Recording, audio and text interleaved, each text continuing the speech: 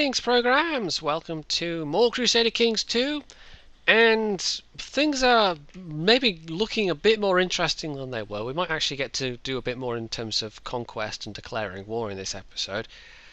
England remains stubbornly unified. House Capturing Guy remains firmly in charge. They're not even at war with anyone at the moment, I don't think. Can just check that. No, they're being raided, but no actual wars.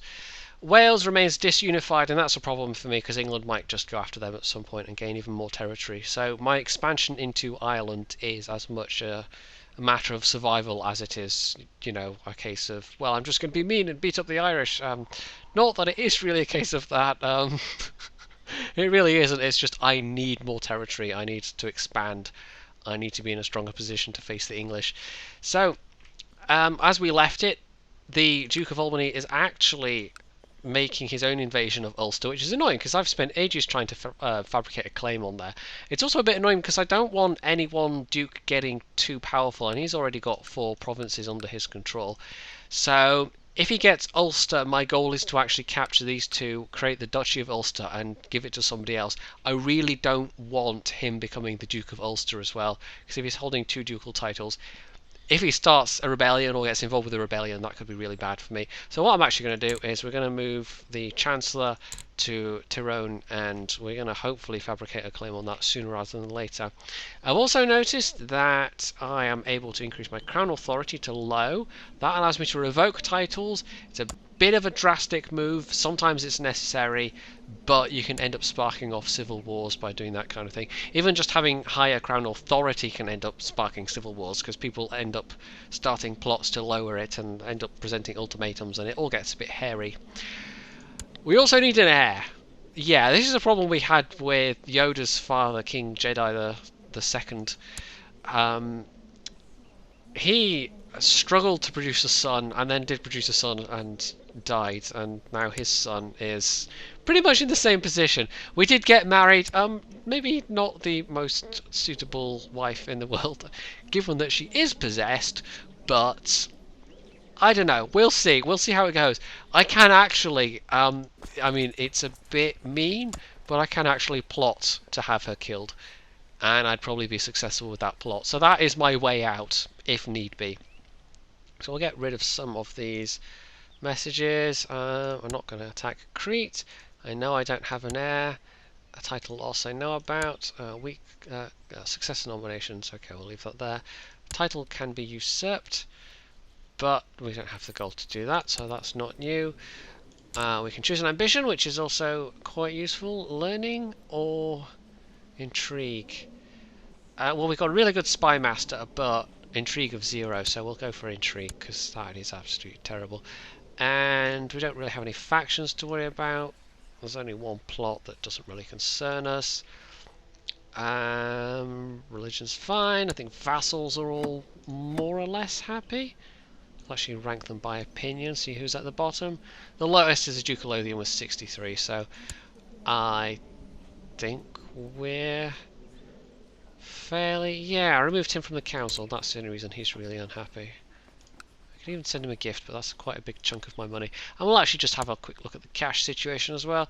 We're making a pretty healthy profit every year, so we'll just unpause it. What I'm going to do is we'll come back and I will try and get Tyrone. I've also got, let's see, less than a year before I can declare war on the Isle of Man. As you can see at the moment, that would really not be a wise move. But 13th of May, and then it's 3 years before I can take Galloway, and they're both de jure parts of Scotland, so I don't need to fabricate a special claim for those like I'm doing with Ireland. So what we'll do is we'll just fast forward, and if there's something interesting happens, we'll come back to it. Oh, and there we go. Having just said that, we now have limited crown authority, so there you go. Well, this is a bit of a turn up. I've actually been called to war by Sweden against Denmark. Now, they are fighting over territory, it looks like, and I don't think Denmark's a direct threat, but we'll actually just check. Who is Denmark allied with? Is it anybody that's going to cause me a problem? France. If France is in the war, that could actually be a problem. But if I decline, well, they're never going to come to war to help me against Norway, for instance. We're going to throw the dice. We're going to say accept, and we're going to see what happens. Now, it doesn't look like France is in that war. This will make Sweden like me a bit more. I don't really have many troops to contribute. I've got my retinue. I could raise troops. But, you know what I'll do? We'll actually... have we got enough ships there for 500 men? Yes, we will stick the Bishop of... Bishop Andrew, apparently. We will put them on a boat. Why can we not put them on a boat? Oh, because you have to click the button to put them on a boat. We'll actually ship them over there. We'll attach them to a Swedish army. We'll just see what happens. I don't think we'll want to majorly get involved with this war, but if it helps me, you know, make them like me a bit more, that was such a good sentence, then that's useful. A priest has arrived and asked for an audience. Oh, okay. Protect the holy relic. And we have been given a holy relic, apparently, which will probably give me some piety. Yes, monthly piety plus 0.2, so that's quite nice. So that's actually going up by nearly 2 a month. That's not too shabby at all. And my prestige is getting fairly high. I've actually got... I hope I've not missed it, actually. I had the chance. I might not have it anymore. Hold a grand tournament. Oh, because we're at war. I have enough gold to hold a grand tournament, but that would basically gobble up all of my, you know, current capital. So we're not going to do that. I'm just going to send the retinue. I can't even say the word retinue over, and attach it to that Swedish army, and then see what happens. Hooray! That's very good news. Also, the war in Ulster is going all right. I wanted to say Albanian army, the army from Albany, the Albanian army. That's the one. They're currently just sieging their way through. They haven't taken the county capital yet, but as you can see, the army of the county of Ulster has just been was utterly decimated. So he's going to get Ulster, but I would quite like to get these two as well. I can't remember if Oriel actually... I can see that. What county that's part of? That's part of the Duchy of Ulster as well. So if I get these 3 counties myself, I can actually create the Duchy of Ulster, give it to somebody else. So we'll get these guys ashore. For some reason I can't actually land my ships, which is slightly annoying. And because I've only basically raised those ships, that really doesn't matter that much. In terms of my income per month, that's not had a major effect there. And I can actually just leave my ships kind of at sea with really no ill effect whatsoever. So we'll just go down and we'll just attach it to this army. And that will make the Swedes like me a bit more. So, well, you can just check there now. Honoured Alliance, so that was plus 25. I think if I actually fight in the war, if I actually, you know, help out, if I contribute to the war score, then that helps your relations value as well. So I'll actually just speed it up to 2. You do tend to find in this game you'll spend a lot of time, you know, the peace time is when you'll just really whiz through and have things going on. It's an Albanite army apparently. I prefer Albanian. That's how the game's rendered it anyway. I prefer, what do I prefer? I don't even know. What am I saying? I'm just randomly wording right now. I was saying something about, yeah, in peacetime you find yourself just speeding through the game quite a lot, and then at wartime you really don't want to do that because it can all go horribly wrong. So mine is just playing catch up at the moment. A thing with, I mean, we've been doing multiplayer. I've been doing multiplayer with a group of people on EU4, and you can't really have the game faster than 2 or at the outside 3 speed. Partly because the game tends to desync if you do that. But also, somebody somewhere is going to be at war at some point, so playing multiplayer with more than like 2 or 3 people can get seriously slow. Right, let's set them to attach to that army, so they're now attached to this Swedish army. We seem to be beating the Danes fairly comprehensively here. which it's not too bad. And oh, that's the Polish army's joined up as well, so they've contributed a few more troops than I have, but Poland's got more population, more high troop provinces than I do, so yeah. And there we go, that war's over. Ulster's now under our control. It'd be nice if it was under my direct control, or under the control of somebody I could then give the title to. You know, I could usurp the title, but that would generate a lot of bad feeling among my vassals, so that's probably not worth it. My chaplain was attacked by a stray dog, and the relic. Oh dear. Now it's possible to sort out what is what. Curses, my ancestors were turning in the. So I could have the holy relic thing removed, or just put any old bones in there. No one will know the difference. Shh, shh. It's between you and me, guys. It's between you and me. They'll never know. They'll never know. So we can actually speed this up now. I think most of the fighting's done in that war. Although 1096, we can now. Yeah, 53 days left on the Isle of Man. So we'll declare war, then raise my levies, and we'll actually go after the Isle of Man, and that will be fine. I'm not. That's probably part of Galloway? No, that's part of the Duchy of the Isles, and I am the Duke of the Isles, so he could be my direct vassal. There's no need to. No one will be butthurt that they haven't got him as a vassal. 4 days left. Oh dear. Okay. Well, I have a son. Jedi the Second. He wouldn't be Jedi the Second. He'd be Jedi the Third, really. Should we go with Jedi the Third? Wait, did I do an I there, or did I do a 1? I'm not actually sure. Technically, he'll be Jedi the Third. We've already had a Jedi the Second, so there we go. Hooray! We have an heir. We have an heir, and that means I can actually go and nominate him, and that's fine. But we actually need to find a wife as well. So, that truce is about to expire, so we'll let that expire. And we're going to do a couple of things. We're going to find a wife, and we're going to declare war on the Isle of Man. Because screw the Tynwald, right? Right? Who's with me? Yeah, screw those guys. I don't know.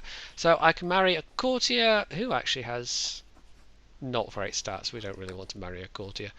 Or we could click on the marriage button here, and then that gives me better options. Oh, I can marry the Duchess of... She's only 3, though. That's a bit of a slow burner.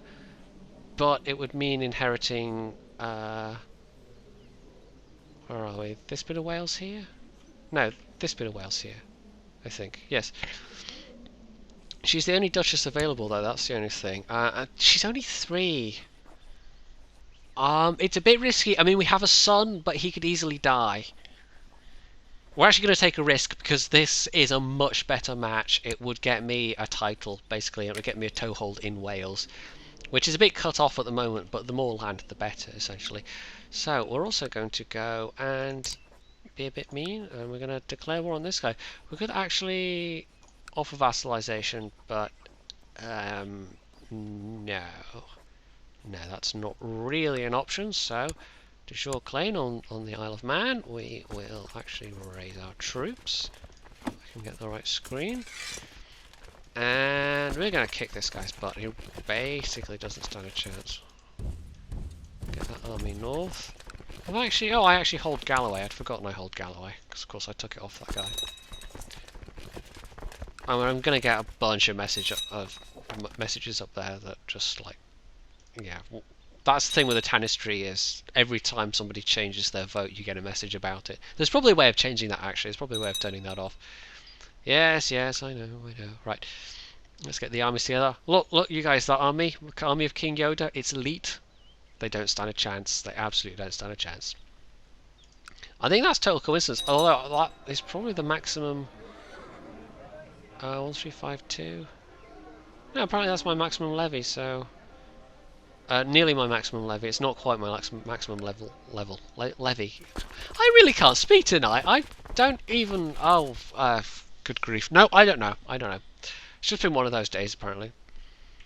I am sort of recording this a little bit later than I would normally record videos. And I didn't sleep particularly well last night. You know, this morning, I actually Sometimes I have difficulty with my alarms. So this morning I set 2 alarms, still managed to wake up late. Yeah, I don't know. I don't know. It's just my brain having a little funny with me, apparently. Right, the Duke of Munster, we're not too worried about that. What? The King of Sweden's really winning that war. We've also got Connaught in there as well, but again, we're not really worried. We'll just march our dudes in there, and we'll beat up their dudes, and that'll be that. How's this war going? Yeah, they're still attached to the... I'm just basically giving Sweden some backup there, so I may have... 1% contribution to the war. There we go. Yep. And I don't know where you think you're marching, but you're not going to march there very quickly. Oh, we've lost our steward. Okay, let's appoint a new dude. Stewardship 12, Bishop of Elgin. Yeah, I guess we'll take him. And we'll have him research the economy tech up in my capital province. So, unsurprisingly, we outnumber these guys about 4-1. Somehow we're winning this fight. We'll actually speed things up a bit. We might get an army come up and try and sit in Ulster, but I'm not too concerned about that. And there we go, Swedish war's won, so we'll actually bring back these 500 retinue troops. And they got the county they wanted, and that's actually going a little bit too fast there. And you know what, we'll just plonk them back in Moray. We don't really need reinforcements there. Once I've sieged the Isle of Man, that is basically going to be that. So again, we'll just skip ahead and we'll come back to it. Oh, Castle Town built in Finlagen, not bad. We'll come back to it, and I might build something in the meantime as well. But yeah, sieging, it's a bit of a slow process. Well, this event popped up, and I just thought I'd show it off. Culture change can happen. Province culture change can happen in this game, but it's a lot more opaque than it is in EU4, where you can basically deliberately set out to change province culture. You could even do it in EU3, but it was a bit more convoluted. But in CK, it's always been more opaque. But as you can see, it's changed from being Norwegian to Scottish, which is quite nice. I don't know if it particularly has a massive effect on anything other than characters popping up there, but it can happen. It might even happen with these border provinces, which are currently Anglo-Saxon. And I think the Isle of Man's possibly... Oh, no, I didn't mean to do that. I meant to... Yeah, Isle of Man is Norwegian as well. I didn't actually mean to siege the holding there, but we have, so there you go. But we've just about won this war as well, only I've managed to throw away a bunch of my troops in an unnecessary assault on their... Yeah, that was not my plan. That was me clicking the wrong button. Well done, me. I've actually made the siege... What? What do you mean, defeat? You can't... I don't understand there. That's weird. Oh, this is a new event, or not an event I've seen before. Dawns a new one day. There is plenty of intrigue happening right under your nose. The gossip. Oh, I see. This is this. Oh, okay, not that new an event then. This is actually to do with my ambition. So I will join in, and that will give me a bit of a bump to my skill. Yeah, normally that's weird though. I've never been defeated on a. Like my troops were actually forced to march out of the province, but there were no enemy troops. So I don't honestly know what happened there. That was a little quirky. There has actually been very recently an expansion for this game, and I am actually still running on the pre-Rajas of India version of this game, which you can do with Steam. So you can see down here, this is version 2.04, I think. Or 2.0.4, whatever it is. Oh, yeah, see, now this is... I have done a silly thing. Because I managed to throw my troops away, we might still win this fight, but... yeah, just... Using your foot as leverage, you pull the sword out of the dead corpse of the last foeman to fall by hand in battle. All around you, the men of cheering... Okay, so we just came through by the skin of our teeth on that battle. I think because of defensive bonuses. So there we go. I've gained 2 intrigue skill. But there will be more intrigue events that pop up. But yeah, that was. They wouldn't even have bothered trying to march if I hadn't clicked the wrong button and tried to force the siege and not just let it be. No, yeah, that was my bad. I'm a little rusty at this game. I haven't played it for about a month, so I've played more EU4 in the intervening time, but still not that much, all things considered. So these days when I play CK2, it's usually to record these sessions. So we're nearly done with that siege. We've actually got 100% war score now, but they might. Yeah, there we go. Right, enforce demands. So we'll just pause that, and we can get the retinue back up to Moray, where it will. Yeah, stand on that army, and he's now my vassal. He's not going to like me particularly, but yeah, we have him now under my thumb, as it were, and he's now contributing to the realm in terms of troops and whatever. I've also now got the ability to usurp the title of the Duchy of Galloway. Now, I could do this. I don't know if there's a particular benefit. It's another ducal title for me, which gives me extra prestige, and prestige is always useful. I could actually give somebody the County of Galloway, and I don't have to, but I could give them the county and then give them the title. But if I claim it also, that I've already got a de jure claim on this guy, basically. In fact, we're almost 18th September, so later this year we can go to war with him. But I've got to let my manpower recover, basically. But I've already got a de jure claim. So, yeah. I don't know, we might leave it. I might save the gold, quite frankly. We don't especially need it. So that's going to... yeah, you can see there. That's going to take a little while to recover. So if I... actually, he could be researching cultural tech. I actually reassign... Oh, he is already training troops, so that's fine. That actually speeds up the troop recovery rate if you do that. So I guess we'll be fast forwarding a bit. I could, you know, speed this up a lot and actually declare war, but there's kind of no point. I don't really have the troops to fight such a war just now. So even though he's not going to have a particularly strong army, I don't think he's particularly going to have... yeah... Brittany, Munster... Tyrone. I'm not that worried about that, but But we'll see how it goes. Anyway, yeah, measles. That's not good. We'll see how that goes. Well, things are a little quiet right now, but we have a big pile of cash, so I think we will actually go and hold that grand tournament, and we'll see what events that triggers off. It's mostly the same as the feasts and whatever. It basically... It can trigger modifiers for your vassals, and various, I think, related events can happen, like people can get injured or die or whatever, but you can end up with people getting like new, not titles exactly, but nicknames almost. I think I might be remembering that wrong, but we'll see how that happens when we're still in a period of peacetime. Troop numbers are slowly recovering, so that's all right. We can actually also have a quick look at our holdings and see what if we want to actually build anything.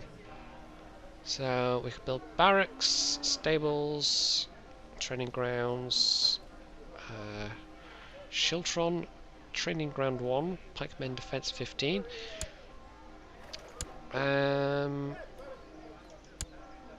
Schoon, we could build a keep there.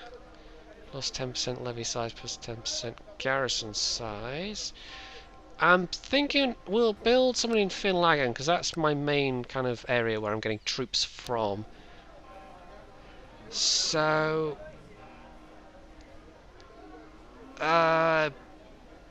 barracks? Stables? Training grounds?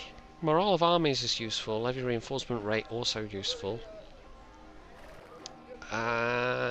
We'll go with that, plus retinue size as well. So we'll build some training grounds, and we'll have a quick look at the city as well.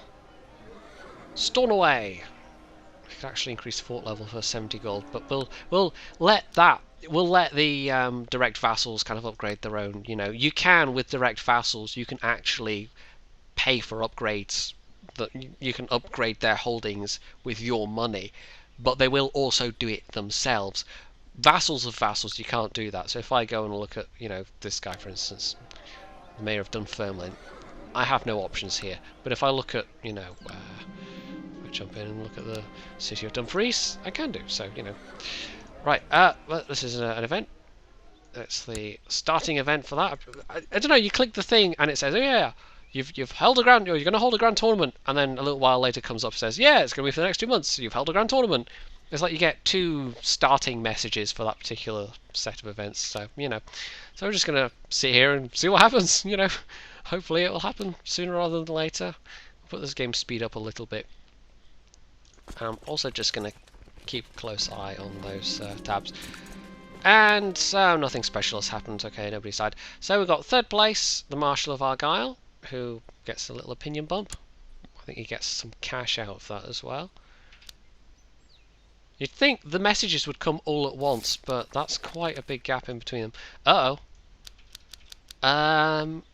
Oh, I see. Okay, no, this isn't a threat of war or anything like that. That's fine. But the city vassals, they want me to lower the taxation rate. And if we look at the laws at the moment, we'll see it's just normal. So they'll want me to take that down to minimum. I don't really want to do that. So I've got the option of bribery, or I've got the diplomatic option. And I think we'll take the diplomatic option because that doesn't actually cost me anything. So again, let's speed it up, see what happens. There we go, 2nd place. And I don't even know, that's just some random guy. Duncan Dunkeld. And this is Richard of nothing. He's just some guy called Richard, apparently. Oh, he's lowborn, that's why he's not Richard of anything. He's just some lowborn dude in, I don't know, what a hedge knight, I guess you'd call somebody like that. He just kind of turned up and won a bunch of gold. So everybody gets an opinion bump, which is quite nice. I don't know if it was worth 200 gold, but yeah, you got to do that once every king, once per reign, and sometimes it's more interesting than others. That time wasn't particularly interesting. Tyvus has broken out in Fife. My kid still has. Oh no, I obviously missed that. I thought he had measles still, but he's well again. That's fine. So yeah, we'll just skip ahead once more, and once troop numbers are back up, we will go after Carrick, and if that comes up, we will go after Tyrone, but we will need some cash for that. So more cash would be useful. So yeah, we'll fast forward. Hope something happens, and well, that's gonna be mine either way, and if that's mine as well, that'd be nice, but we'll wrap the episode up after that point. So we're about good to go. It's 11:01, and I've actually been able to create another retinue. It's only half filled so far, but that's more troops, which is useful. So we're just gonna go and take Carrick back. Also, of interest, Cumberland has become Danish. Not sure why. They obviously wanted sausages as much as England did, so I'm guessing that's inheritance because they weren't at war. It is odd that that's happened, that the inheritance has happened. Magnus, by the way, is still King of England, so no change there. But yeah, that's possibly good for me. I might be able to take it back. It might mean war between Denmark and England, which might create some interesting opportunities. I don't know. I mean, I don't think I actually have a claim on that at the moment, but potentially I could make one. The thing with claiming or generating claims is that it can happen in, it could happen inside of a month, or it could take, literally years to happen. You have absolutely no idea. It seems to be very RNG based, which, honestly, it's a little bit annoying. It's one of the things I really don't like about this game is that it's utterly impossible to tell. So let's raise my troops. Let's not accidentally, send them to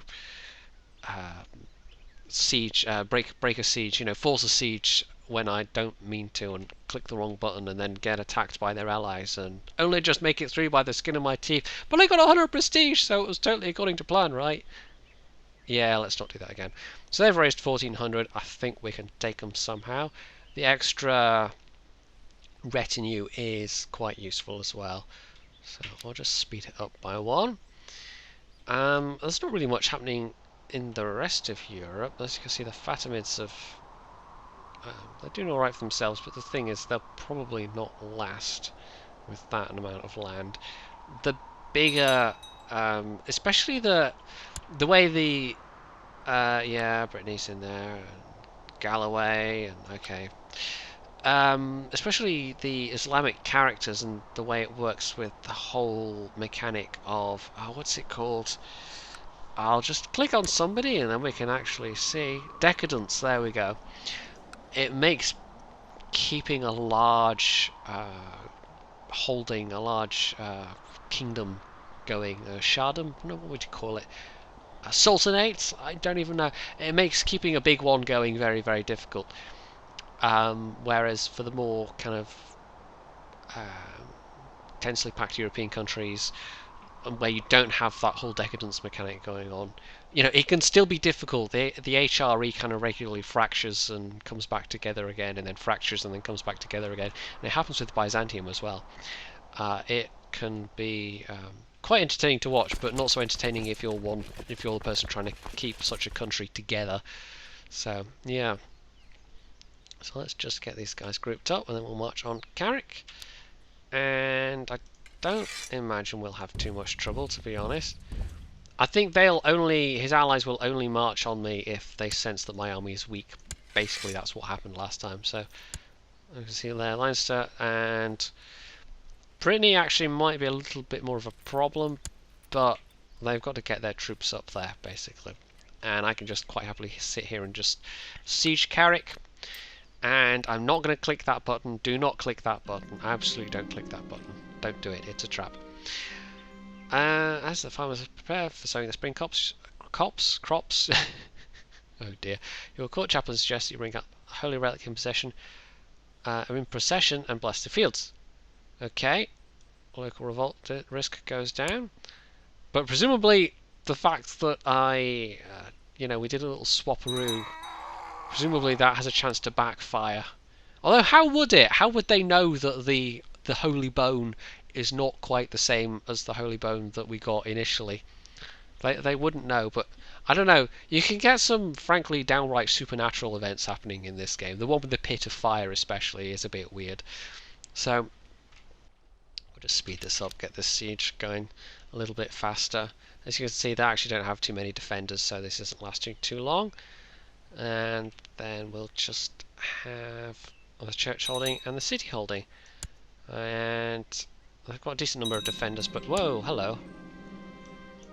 Yeah, the Breton army's turned up, but because they're having to assault me, I think they've actually just literally marched off the ship and attempted to engage me that way, and that gives them a massive disadvantage. That's something you never want to do in this game, but the AI has. So that's good for me. I've also got a defensive bonus. Yeah, amphibious landing. Look at those modifiers. You really don't want to do that, and they have. So that's kind of stupid. I don't think I have to be too worried about that. So I've got some more martial experience, which is nice. I get to actually choose a martial modifier. So rough terrain expert. Focus on cavalry, lightfoot leader, heavy infantry leader. I think we'll go for the rough terrain expert because that's quite useful for a lot of Scotland. So I didn't quite mean to have that going full pelt, but anyway, we've beat them. This is just some dude. He's not particularly important, but we might be able to ransom him. During the battle, we fiercely charged ahead on horseback, directly into the enemy ranks. Well, you know, that just sounds like me. Here's a Jedi. We are known for our crazy bravery on the battlefield. Yeah. Those of your personal guard riding behind you still tumbled off their horses as enemy arrows found their marks, but your charge plowed straight into the enemy skirmishers as your sword ran red with their blood. Okay then. Apparently don't mess with this guy. So we'll just continue sieging. I don't think that army's going to be... yeah, they'd be crazy to attack me now. They were frankly crazy to try assaulting me even there. A destitute noble from a former enemy court asks for permanent hospitality. 15 piety? 28 gold's not much. He might be useful. Let's quickly have a look. 82% war score. What was his name? Kolban De Melrose? No, he doesn't particularly have any useful stats, so never mind then. Although, I like his flag, De Melrose. We'll see if we can marry him to somebody, because why not? Probably nobody from there, but if I say arrange marriage, we might find somebody in the court. Let's marry him to her, because why not? She's not too old to produce some kids. We surrender under these terms against the county of Carrick. There you go. And I actually now have Carrick as a holding, and I can have it as a holding, although I can't have any more after that. 6 out of 6. So that's quite nice. We haven't had any luck in fabricating a claim there. The cash is mounting up all right. We'll actually just create the title Duchy of Galloway. Might as well do it. It's an extra ducal title. Nobody's particularly going to be butthurt that they don't have that title, because I hold 2/3 of the land that's part of that title. So as we can see there, I've gotten an extra little bit of prestige because I have another held duchy. But vassal duchies always give you more prestige, basically. So, or do they actually? 3 vassal duchies 0.6, 2 held duchies 0.4, so they're 0.2 per duchy. I thought vassal, actually giving the title gave you more prestige, but maybe it doesn't.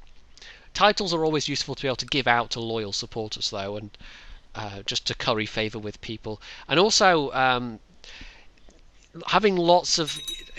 I always feel like it's better to have lots of weaker duchies, and then if there's a civil war, you don't have one particularly powerful duchy that, if they break off, well, that's that. If you get a duke that holds like 3 or 4 ducal titles and they decide to go to war against you, well, you can be really boned at that point. So I prefer to have weaker duchies, but that's more of a playstyle thing. If you had one particularly powerful duke and you just concentrated a lot of effort on keeping them happy, keeping them on side, keeping them loyal, that could work as a strategy as well in this game. So, Jedi the Third needs a tutor, so we will educate. Let's have a quick look at his stats, actually. Martial's not bad. I think we want to actually encourage martial. I mean, my martial ability isn't actually that great, but I've been doing alright on the battlefield. And, I've been apparently doing alright in terms of fighting, so we'll... not arranged marriage, not arranged betrothal. Educate. Oh, good God. I'm doing so well tonight with, speaking and English. That's probably why half the people that watch this channel is just to hear what I'll come up with next. So anyway, let's find someone to educate him with a decent martial skill but not too many negative traits. I mean, I have still an intrigue of 0 apparently. I've got mostly positive traits. Chaste is not that great in terms of fertility. The Mayor of Tynwald, actually. Charitable, kind. He's a decent all-rounder. His stewardship skill's better, but stewardship's alright. How about diplomacy? I mean, good diplomacy skill can be very important. She's got, diplomacy of 19 with no negative, but the rest of her, I mean, the marshal on her, that's pretty low. Mayor of Dumfries, lunatic, probably don't want to pick him as a teacher. Well, I've been to Dumfries, it can do that to a man. Whoa, shots fired, shots fired. Actually, I don't think I ever have been to Dumfries. Or have I?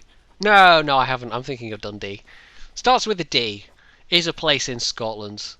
That narrows it down a lot, right? I might actually just educate the kid myself, because that gives me direct control over the event decisions. And also, my own stats are not brilliant, but some of them are pretty decent. So he will possibly have the same deficient stats that I've got, but in terms of learning and whatever. But, oh, my mother's died. We shall declare a day of mourning. My half-sister's still alive, though. In fact, she's almost of a marriageable age, so we can actually see if we can arrange betrothal. I wonder if there's actually, if I could keep the house of the Scottish Greek Catholic Ducasses, we could actually get her married and keep that house going. Basically, that have a matrilineal marriage would mean that any kids produced would be of her. A prince of the Holy Roman Empire. His stats aren't too bad. Prince of Georgia. Prince of Sicily. I think we'll go with this guy because, yeah, we would get a decent prestige bump out of that. So, a matrilineal marriage to the relative of an emperor, that's not too shabby at all. So, we will, my words of can't speak. Words of my pledged chastity has reached the Pope, sent a courier with a letter of approval and his blessing. Dedicate a mass to chastity. Presumably they have the lustful trait, which is, the opposite trait. Or I can have 10 piety, 5 prestige, or I can just get 5 piety, and it doesn't annoy anybody. But they're not particularly important courtiers, so, we'll just go with that. So, talking of betrothal, we'll actually have a look at if there's anybody suitable. I mean, he's only 6, and it might be a bit early to start looking just now, but we're going to have a look. Obviously, that's a bit old, but actually, is there anybody with a decent title? Countess of that place in Ireland. I don't even know how you say that. Bryphon, maybe? Countess of... that's a bit far away. Countess of the Faroes. Actually, that is an intriguing idea. If I could get the Faroes under my control. Currently under Norwegian control, but basically she would be, obviously the wife of the future king, and then their heir, their son, presumably son, could be a daughter if there aren't any sons, would actually then inherit that from under Norway. So that's a future possible thing. This is something I'm usually quite bad at, but having sat down and thought, okay, I'm going to play this series and show off what the game can do, I'm making an effort to pay a little bit more attention to inheritances and that kind of thing. So I mean, we could go after this Irish lass, but there's a bit of an age gap, and I actually think the Faroes would be more useful. Or would it? I mean, it's a bit of a toss-up, really, actually. I'm as likely to conquer it as I am inherit it in the time it's going to take. And it's vulnerable to being conquered by other places, potentially. So we'll go with the Norwegian lass. And there's less of an age difference ahead, basically. So we'll go with that. I don't usually set betrothals, I usually go for just straight up marriage, but in this case we'll try and plan ahead a bit. So, Scotland's looking a little bit healthier. We have the Isle of Man under our control, we have the entirety of Galloway under our control, which is quite nice. I can actually just check if... no, we don't have the technology to upgrade the castle fortifications there just yet. We're doing alright, we're doing very alright economically. We've not really had any trouble from England this time around. Why don't you just check? Yeah, the diplomacy's alright. Having high prestige really helps with personal diplomacy, so the more prestige you can get, the better. And I'm a fairly young king yet, so 23, and I've already got nearly 1800 prestige. I think he's going to end up with a title like the Great or something like that. Just because if you get a lot of prestige, I mean, it depends how long he lives, of course, but if he lives a good long time and he gets a lot of prestige, then that could be really helpful. I knew there was a great huge bear somewhere near the caves in the Western Isles. Okay, we're going hunting for a bear apparently. The beast was huge, bigger than any I've ever seen. I fought him bravely, but I only managed to slay him after he wounded several of my men. I could not save everyone, but I managed to save Bishop. So I could get the character wounded, but it gets me 10 prestige. Or I could just go with that option. That sounds like the best option. I don't want to risk him being wounded. He's only 23. I want to keep him alive as long as possible. So, I think we'll wrap it up there. I've been recording this in dribs and drabs, so it's hard for me to tell exactly how long this is going to stitch together as, but I'm hoping Wow, I totally hit the wrong button there. Yeah, as I was saying, I'm hoping this is going to stitch together as being less than an hour, but we'll see. I might edit some bits out here and there. So, this has gone reasonably well. We've consolidated our position. We've gained an heir. I have gained a little bit of territory. We're starting our expansion into Ireland. I think we've covered about, 10 years in this episode. Unfortunately, the totally unpredictable nature of trying to fabricate claims means that, yeah, I don't know how long it's going to take, and it'd be really nice to know. In EU4, you get an exact timetable. It tells you exactly how long a claim fabrication is going to take. That doesn't happen in CK2, and I kind of wish it did. But I guess we'll keep our fingers crossed and come back to that in the next episode. And there's one final event. Duke Duff has arrested an armed man with a ragged armour. Yeah, we'll keep him with the Duke, I guess. So, if you enjoyed this episode, you can hit the like button. You can leave any comments below. You can subscribe to my channel. And, as always, stay tuned for more.